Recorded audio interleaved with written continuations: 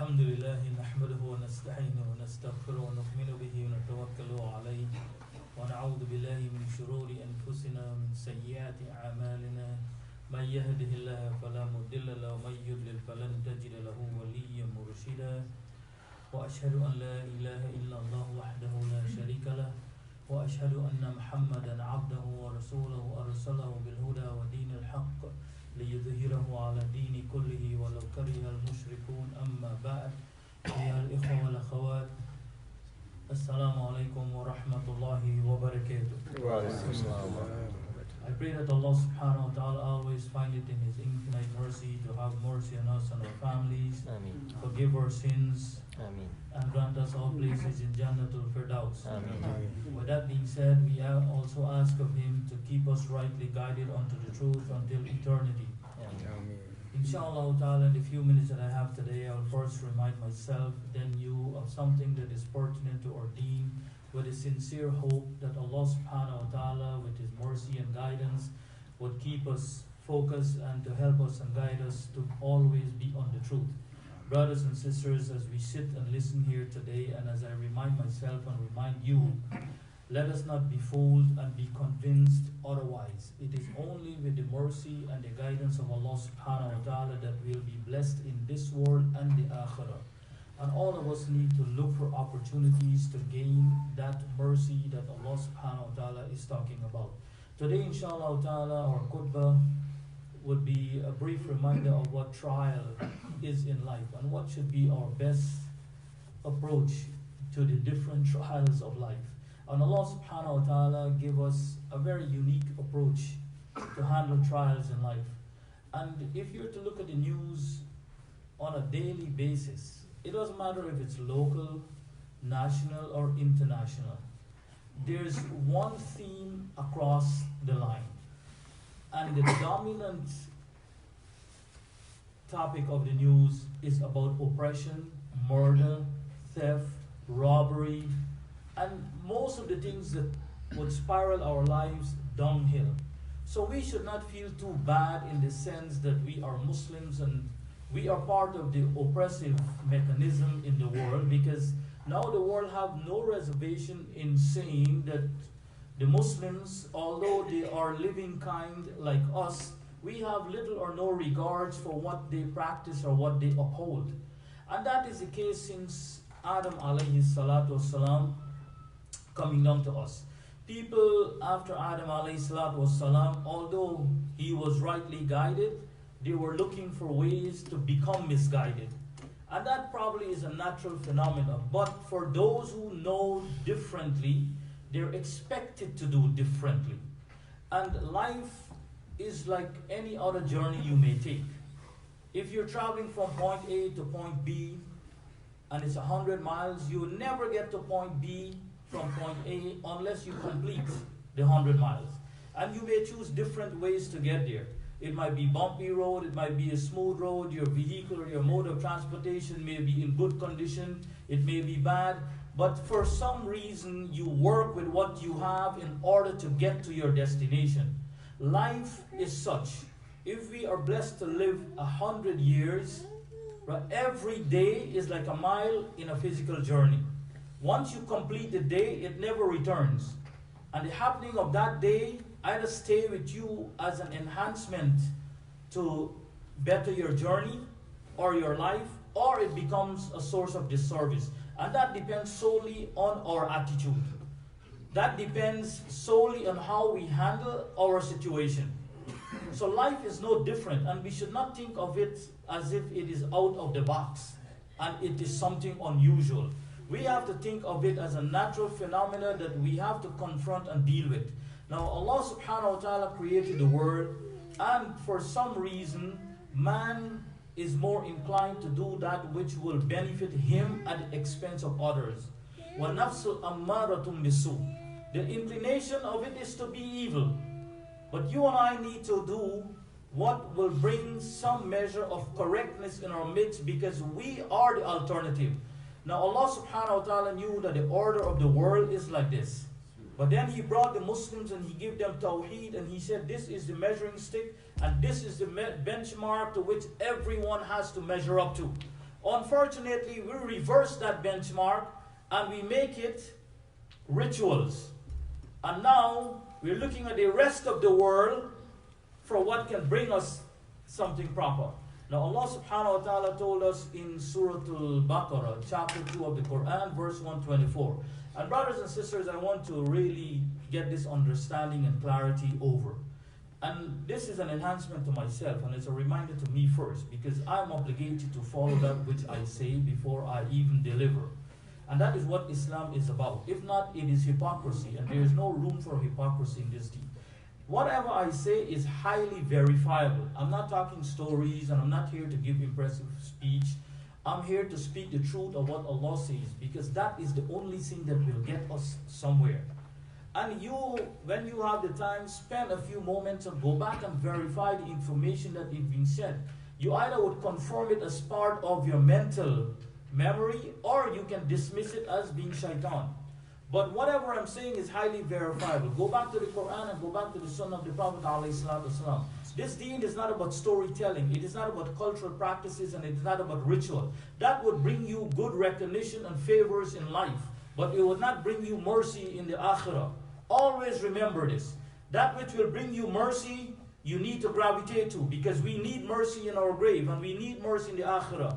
And Allah subhanahu wa ta'ala says in chapter 2 of the Quran, verse 124, أعوذ بالله من الشيطان الرجيم وإذ ابتلى إبراهيم ربه بكلمات فأتمهن قال إني جائلك للناس إماما قال ومن ذريتي قال لا ينال أهد الظالمين وإذ جعلنا البيت مثابة للناس وأمنا واتخذوا من مقام إبراهيم مصلى. How did Allah interject order in the midst of all the confusion? So that is the same situation we have here today. We can't say life is a form of trial every day and we don't have an alternative. In the midst of all of this, shirk was at its peak. People were manufacturing the idols, and they know that they were making this with their own hands, and they're buying it and worshipping at the expense of obeying Allah subhanahu wa ta'ala. And Allah says, وَإِذِ ابْتَلَى إِبْرَاهِيمَ رَبُّهُ. Remember when Allah tried Abraham, and all of us, this is our trial. When Allah tried Abraham بِكَلِمَاتٍ فَأَتَّمَّهُنَّ, with his words. What are the words of Allah subhanahu wa ta'ala that he tried Abraham with in the midst of all this confusion, to bring him out from this downtrodden state into an honorable state, a state that will bring him dignity and honor, and demonstrate to the rest of the world that Allah's order is the best order, regardless what people say. But you know what is the fascinating thing behind all of this? All of us want good for ourselves and our families, but we're not willing to make sure we do that which will bring good to others. And do you know, by encouraging good for others, your family will truly benefit, and you will benefit. But as long as you have corruption around you, it doesn't matter what you do and what you enjoy, your life will always be stressful. So Allah subhanahu wa ta'ala laid the platform with Ibrahim alayhi salatu wasalam, and he said, I tried him with my words. What are the words of Allah subhanahu wa ta'ala? According to the Mufassir, it is the manasik that he gave. It is the tawheed that he gave him. He said, I'm giving you something now that will make you successful and put you above this mess that you're in, where people are always being oppressed. You can't walk safely in the street. You can't interact properly with your neighbor without something happening. You can't talk to people socially without something happening. And this is the order that I'm putting in place.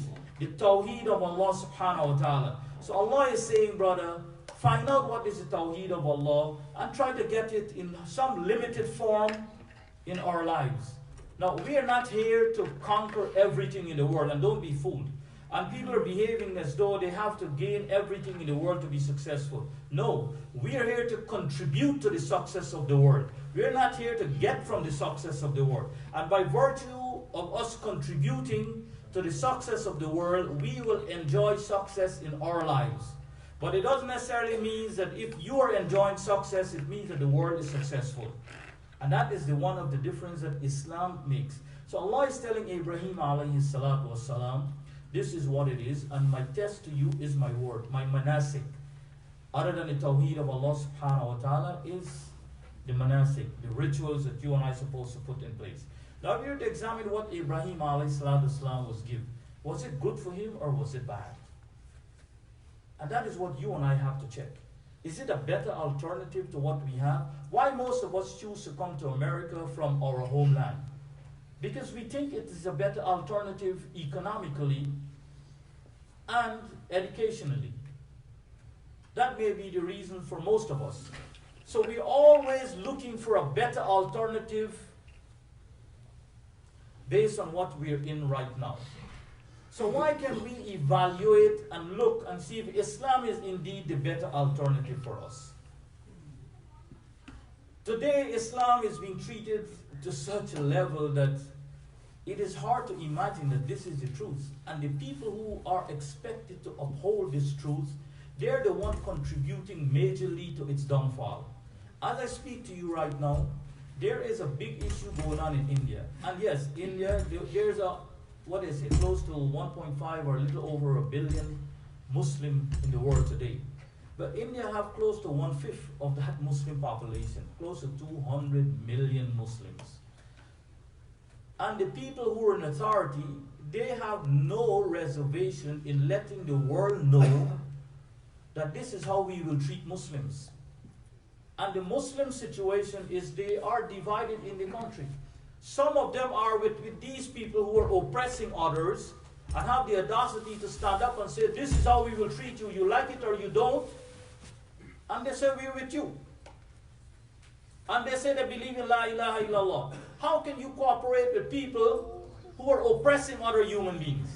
It can be one and it can be a million. It doesn't matter. Anytime oppression is in place, you have to speak out against it. So who are we to blame for this? Our leaders around the world who say that we are the leaders of the Muslims. And they have a thing called OIC that they meet there, they're discussing Islamic affairs. Every time they meet, situation for the Muslims globally becomes worse. Worse for us. So brothers and sisters, you can't rely on that and say they will fix it. You have to think like Allah told Ibrahim alayhi salatu wasalam, I'm trying you with my word. See what you can do to make the situation better. Some Mufassir say that his trial was when he was thrown in the fire. Because after he was telling the people not to worship Allah, and then they had the festival, and then when they came back, they saw that their idols were destroyed in their monastery. And then they asked who did this, because he destroyed the smaller ones and he placed the axe or whatever tool he used to destroy the idols, and he put it in the hand of the big idol. But they said, but this idol can't speak and he can't move. How can he destroy the others? So then they said, no, it is this kid who did not go to the festival who claimed that he was sick. Maybe it's him. So they went to him and they decided to cast him in the fire. So the Mufassir is saying that is maybe his greatest trial because he wants to uphold the Tawheed of Allah subhanahu wa ta'ala. If you and I forget the rest of the world and forget what people are doing, people would not look out for us. We have to look out for ourselves, and we have to tell ourselves, like Muhammad alayhi salatu wasalam came, he did that which was good for his community, for his people. And by default, it became good for him and his family. So we have to do what is good for others so that it would become good for us. People come to the masjid today and they're asking, what can the masjid do for me? I'm saying, why can you ask what you can do for the masjid? Today everyone is trying to oppress Muslims and make money out of Muslims and try to put Muslims in corners and take advantage from them. I am saying, why can't we do something to make it easy for the Muslims? Why can't we do something to ease pressure from Muslims? Why can't we do something to make it better for the poor Muslims that we have around the world? There are more Muslim refugees in the world today than any other denomination. And the Muslims are sitting on 60% according to world statistics. About 60% of the world's natural resources. This is not artificial wealth. This is wealth given to you and I by Allah subhanahu wa ta'ala, where it's sitting there and we just have to explore. So who are we to blame for all of this? We have to ask what we are doing to contribute to this. And that includes myself, all of us. So like Ibrahim alayhi salatu wasalam, he was tried with his situation. And his situation was shirk that was drowning society. The idol worshippers were the one making money, and he was placed in that house. They say that his father was one of the major producer of the idols, and he was the source of the destruction. So all of us, it doesn't matter what our situation is, all of us should try to look for ways to make things better for our people, our society, and inshallah it will become good for us. And Ibrahim alayhi salatu wasalam, when Allah gave him this solution to all this trial, what did Ibrahim alayhi salatu wasalam become? قَالَ إِنِّي جَعِلُكَ لِلنَّاسِ إِمَامًا. If you do this, I will make you the leader of mankind. If you uphold this, I will make you the leader of your domain. If you uphold this, I will make you the leader of your environment. If you uphold this, I will make you the leader of your group. That is what Allah said. And then Ibrahim alayhi salatu wasalam, then he said, what about my family? وَقَالَ وَمِن ذُرِّيَّتِي, my offspring, my legacy, what would happen to them? Then Allah made an exception. لَا يَنَالُ اللَّهُ أَهْدَ الظَّالِمِينَ. From amongst your people would be those who are evil. He didn't say unbelievers. He didn't say from your progeny would be disbelief. He said evil people. And we have a lot of evil in our midst. And if we don't make an effort to correct that, then it would become permanent. And that is what all of us have to look. When we see evil, we are not afraid to speak. Regardless if it's our friends, regardless if it's our relative, regardless if it's our neighbor, whoever it is. What is right, we speak for what is right. Then Allah made that exception. He said there would be evil people from among your progeny. And those would not become in this position. And they would not enjoy this. So the condition to enjoy this is sincerity with Allah subhanahu wa ta'ala. Sincerity in our deen. And all of us are blessed with the potential to be sincere to Allah subhanahu wa ta'ala. Sincerity does not require a bundle of knowledge.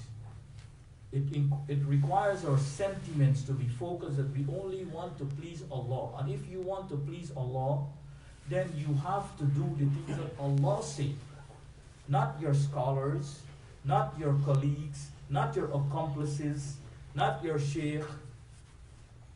If your sheikh contradict what Allah and His Rasul say, your sheikh should not be followed. It doesn't matter how popular he is or what his name is. So that is what sincerity is in this regard. So yes, we would enjoy the goodness of the world, but that does not mean that we will gain the goodness of the akhirah. So Allah made that exception.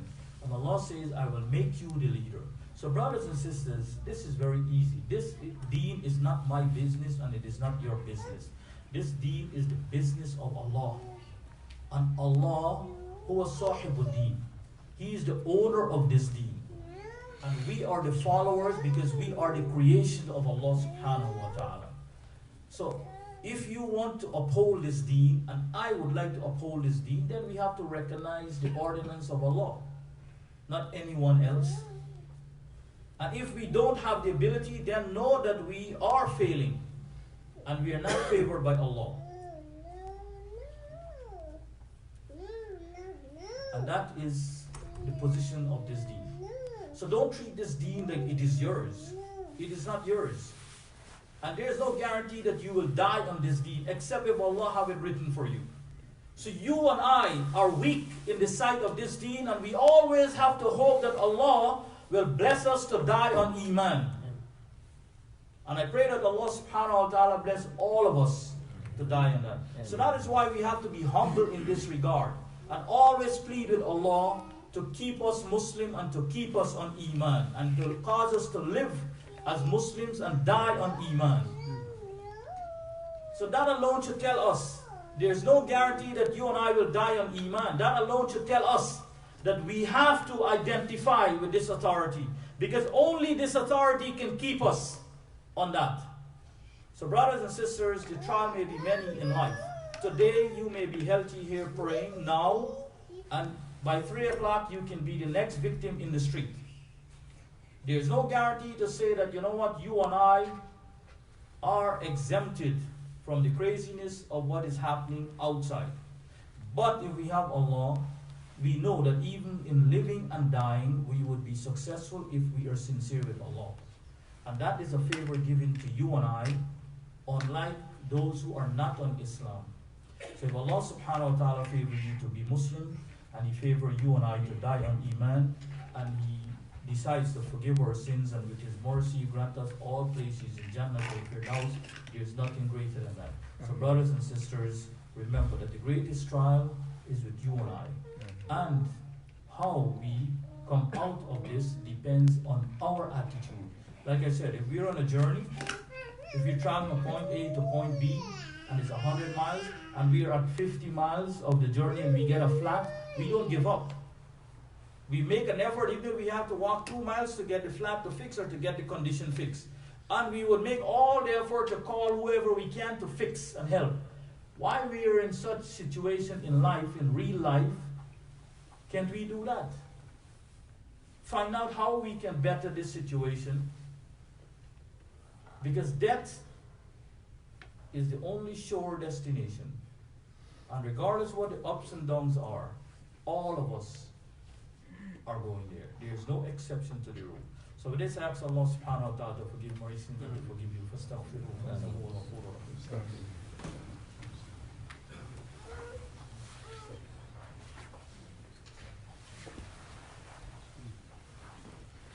أعوذ بالله من الشيطان الرجيم بسم الله الرحمن الرحيم الحمد لله رب العالمين والصلاة والسلام على رسول الله وعلى آله وصحبه الكرام ومن تبعهم بإحسان إلى يوم الدين أما بعد. Brothers and sisters, it is a very sad situation when we would start bringing the outside habits that we are supposed to work on cleaning up. We're bringing it in the masjid.